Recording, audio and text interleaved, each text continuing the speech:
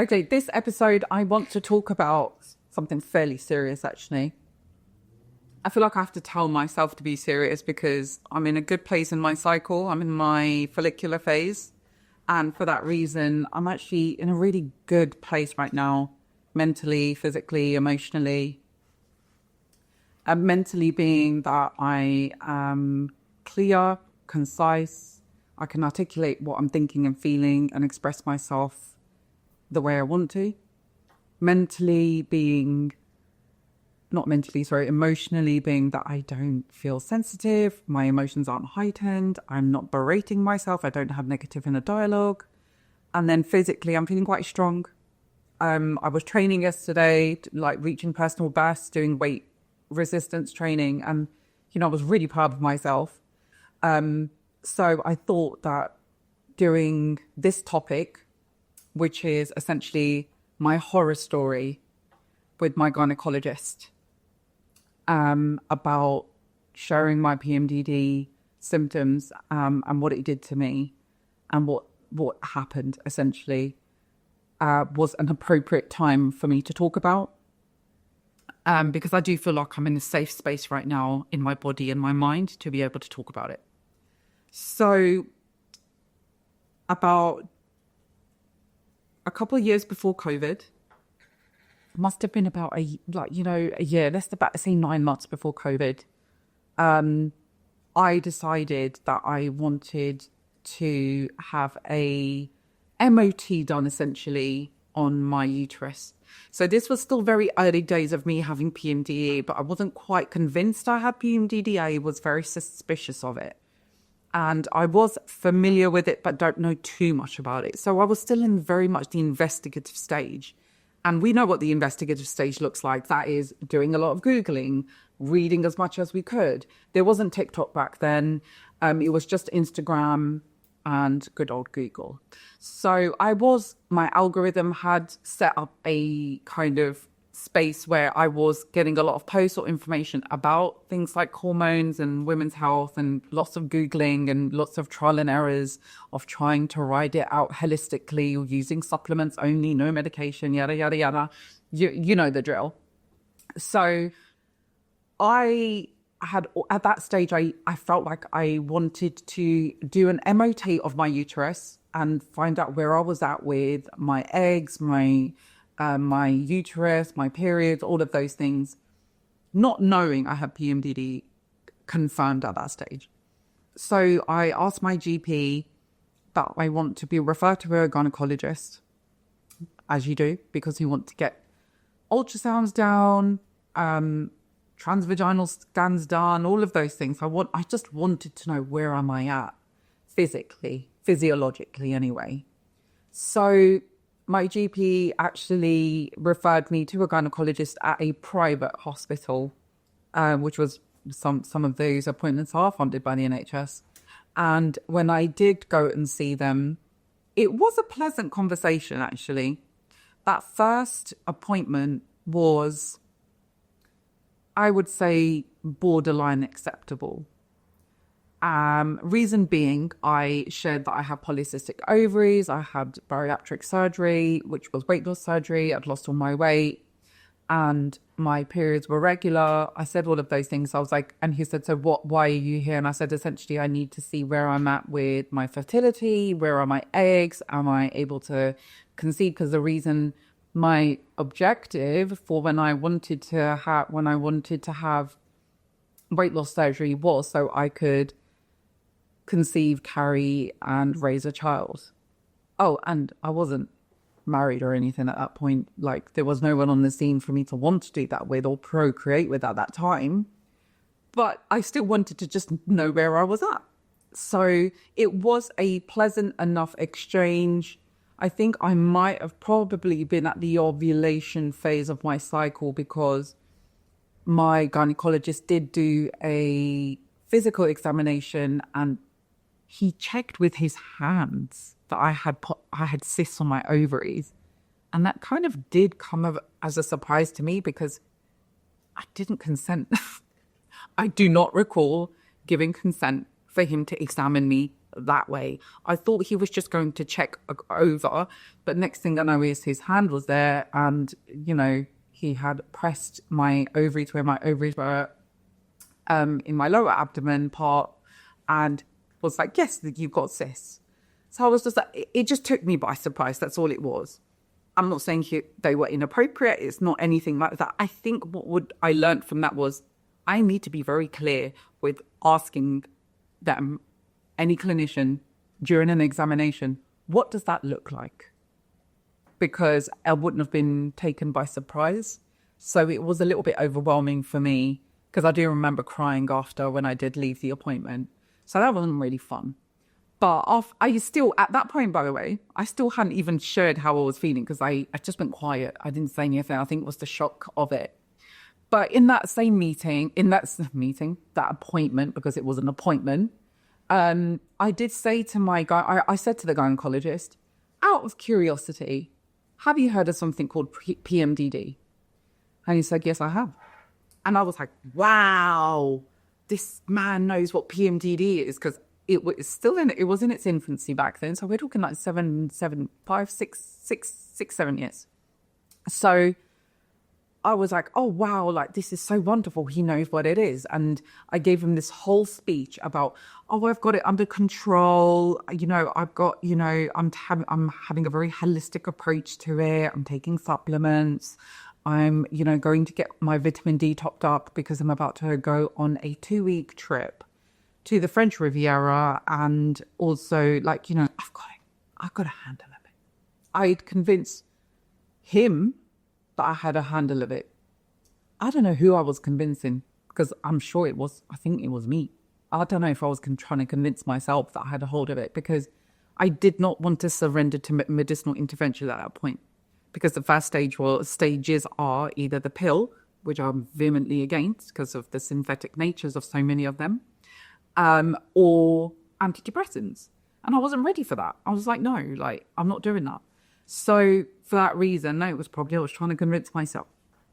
So anyway, a couple of weeks later, he said to me, no, in that same appointment, he did say, okay, I need you to come back on these dates to be able to check your ovulation. I'm not supposed to be doing this, but I'll do this.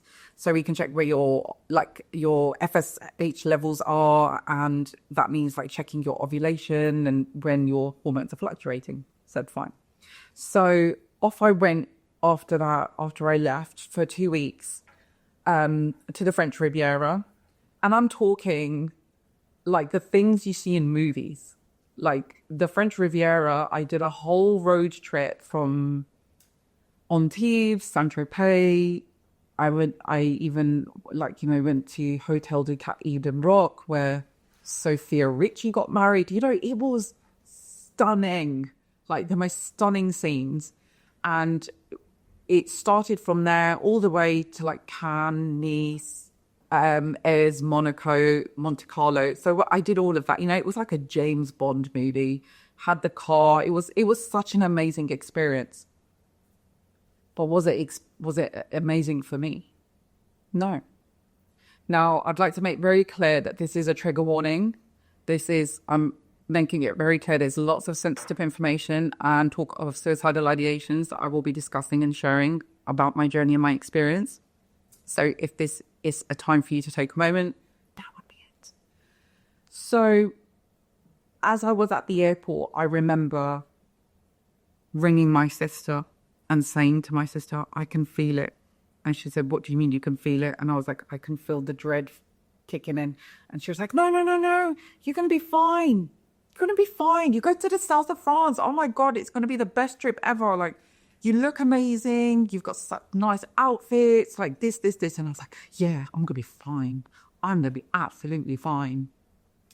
I was not fine, guys. I was not fine. So for 2 weeks, what had happened was within, say, 48 hours, I think I was in my luteal after I'd landed. We first headed towards Saint-Tropez, and the person I was with, I couldn't really share how I was thinking and feeling because I was in the thick of it and I didn't know I was in the thick of it. The weather was stunning. The cliffs were literally glowing from the sun.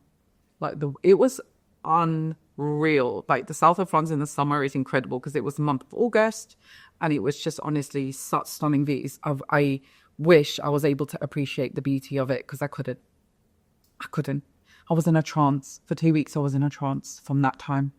And what happened was I started experiencing suicidal ideations within 48 hours. Now, we are traveling across so many different locations in the south of France because it was a very planned out trip for 12 days. And we went to such like remote villages and it was amazing. I really wish I was able to appreciate its beauty at that time, but I couldn't. It was like, I was looking through binoculars. You know when you look through binoculars and that's all I could see? Like, I couldn't see anything else other than I want to die, I want to die, I want to die. And then sod's law would have it. I pulled my lower back. So I don't know what happened to me. I think my body was so stressed from the hormonal fluctuations during luteal. I was suffering so deeply that my body probably went into shutdown mode. And when you pull your lower back and your muscles, they seize up and you can't walk. You literally cannot walk. It's so painful to walk. But believe it or not, that was my saving grace. Because that actually, I'm convinced, helped save my life. Because all I kept thinking about was, I want to jump off of a cliff. Every time I was near the sea, I was at a beach or there were cliffs, I wanted to like do the whole thing with like, you know, what my brain fog's kicking in now. Where you've got songs talking about jumping off cliffs into the sea, enjoying your holiday. And I would see that, like, you know, I would see people doing that and I wanted to do that too. I really wanted to do that. But something was telling me from inside that this back injury actually was protecting me from doing something stupid because the suicidal ideations became so intense that I couldn't cope. I genuinely couldn't cope. I couldn't communicate or express or share what I was thinking or feeling because I wasn't in a safe space to be able to do that with that person. They're no longer in my life, by the way. So, yeah, got rid of them real quick. But the point of it is I just was hijacked by my hormonal fluctuations. And literally not even a week before that, I was in an office with my gynecologist, convincing not only them, but myself too, that I was fine. I was absolutely fine. I was not fine. PMDD took over officially that summer. And it couldn't have happened at a worse place because people dream about going to the French Riviera and spend summers there. And it's a privilege to be able to do that. Not everyone can do that. And I was so excited and it was just completely hijacked. But, you know, silver linings, even though I did have my back injury, I still soldiered through. I continued to soldier on. And I went to all the multiple locations, still experiencing the suicidal ideations. The other things that I did experience was that the pinching of the sun on my skin, like I had joint pain, I had body aches, I had the skin burning my skin, it pinched. I had brain fog, I was feeling nauseous, I was crying uncontrollably in the shower, silently, of course, had to be done silently. So no one knew that I was feeling that way. So when, of course, of law would have it, by the time I came back, one day later, guess what happened? Started my period. And I can't say I started feeling any better, if I'm being honest. But whilst when I was at the airport on the way back, I phoned my sister and I just cried. I sobbed so hard. And I said, I can't keep doing this. And she said to me, you've got to strongly consider taking those antidepressants because if you're saying you're suicidal, and to experience suicidal ideation for like 2 weeks is a lot. Like it is so, so hard to manage. And I thought I was okay about it, but it's never easy to talk about having suicidal ideations and to suffer them relentlessly. But even though I came on my period, it took me a few days to get to a place where I was okay. And I had an appointment with the gynecologist. And when I did go back to the gynecologist, he said to me, your test results have come back fine. Your body is ready to procreate. You know, all you've got to do is go have babies. And I said to him, look, I really need to talk to you about something important. And he said, what's that then? And I said to him, remember when I shared with you that I have PMDD, I suspect I have PMDD. I'm pretty sure I have PMDD because the whole time I was in the French Riviera, I was suicidal. And you know what he said to me? He literally ushered me out the door and was like, well, that's none of my concern. That's primary care to deal with. You need to go speak to your GP, and waved me goodbye at the door and slammed the door shut. Literally ushering me out the door. It was like he had somewhere to be. Now, I still cannot believe I experienced that till this day. It's been a few years now. But I still cannot believe that as a patient, they've just shared something so sensitive and vulnerable that gynecologist, all they cared about was ushering me out the door because they had prior commitments. And something like that takes a lot. I think people underestimate how brave it is for someone to actually share what they just went through. And for it to basically be shared with a clinician who you'd like to hope would be able to support you or signpost you appropriately, or at least validate your experience and be like, I'm really sorry you went through that. I'm not in a position to be able to support you with that because I have limited experience in it. But what I think would be really helpful is if you go back and speak to your GP or speak to the mental health services team or say that there is help out there, but don't feel like you have to do this alone. No, this gynecologist wanted to usher me out the door. And coming to think of it now, I don't know what's stopping me from reporting them to the GMC because that goes against their code of conduct. So it is something I think I need to think about because it might have happened 7 years ago. But the point of it is, if they did that to me, how many other patients are they doing that to? And I'm fairly resilient. I'm still here today talking about it. And I managed to share what happened to me without shedding a tear. Yeah, I did get a little bit welled up and I had a lump in my throat, but I can talk about it. But should I have to feel that way? Should I have to have experienced that? Absolutely not. So I think that was the beginning of my journey of when I was really open to wanting to take antidepressants. It did take a few months after that. So that was August. And I remember starting taking antidepressants in November. So that was end of August, so September, October. It still took me 2 to 3 months where I was wrestling with it, wrestling with societal taboos. And, what are people going to say? Like, am I really going to surrender to this condition? All of those things. I was still contending with that with two cycles of PMDD. So it was a lot. But I just wanted to share this because I know so many of us have gone through the same thing where their gynecologist has literally gaslit them.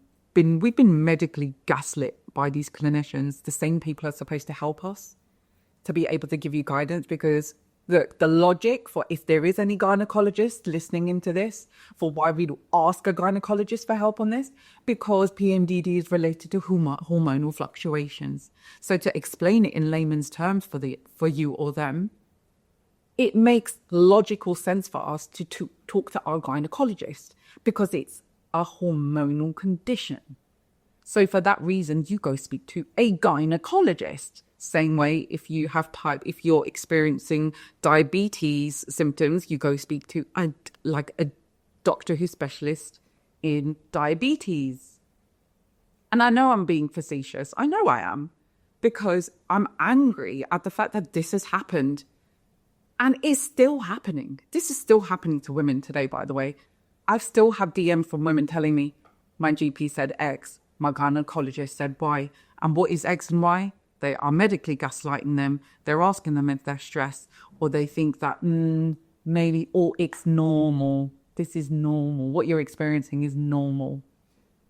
Just for the record, suicidal ideations are not normal. Period pain is not normal. Pain and experiencing despair during your cycle is not normal. So, as a consequence, here we are. I think sometimes I need to remind myself why I started this journey of sharing my stuff on social media and doing this podcast, because the importance of not letting someone feel alone, because I did feel very alone in that journey and at that time and in that duration. And this is why it's important for me to share what I'm doing, what I experienced, what I had to do. And if you need to go through a previous episode to look at what the treatment is, I have covered that in episode 2.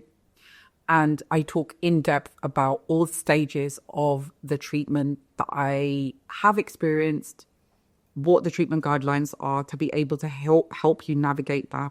But ultimately, if you have had a similar experience to what I have shared today with a gynecologist or with a GP, I am very sorry you experienced that. And what you are going through or what you have experienced with your hormones is very real. It's very valid. And please don't doubt or question your experience, because it is happening. And I just wanted to make it clear that it is happening to you, because I know I've been told so many times that it's not real. It is real. So this is what I wanted to share out of today.